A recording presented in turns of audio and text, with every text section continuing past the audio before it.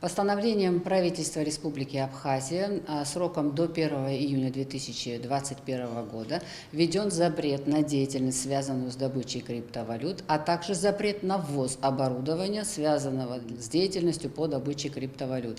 Данное решение обусловлено тем, что в настоящее время существует дефицит электроэнергии, и в ожидании перетока на покрытие электроэнергии Кабинет министров вводит соответствующие ограничения. Данная норма предусматривалась ранее принятыми решениями правительства о мерах по регулированию добычи криптовалют, которым предусматривалось, что в случае образования дефицита электроэнергии и возможного перетока Кабинет министров будет вводить соответствующие ограничения.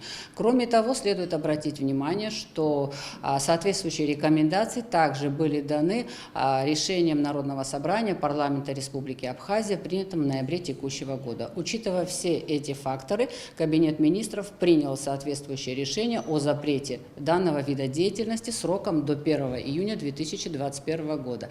Для разъяснения ситуации, связанной с запретом на ввоз оборудования, хочу отметить следующее, что ранее принятым решением предусматривалось, что запрет действует сроком 60 дней. Соответственно, срок данных ограничений истекает 21 декабря текущего года, и в целях недопущения ввоза данного оборудования на территорию Республики Абхазия Кабинет министров с сегодняшним решением правительства ввел запрет на ввоз оборудования с 20 декабря текущего года по 1 июня 2021 года.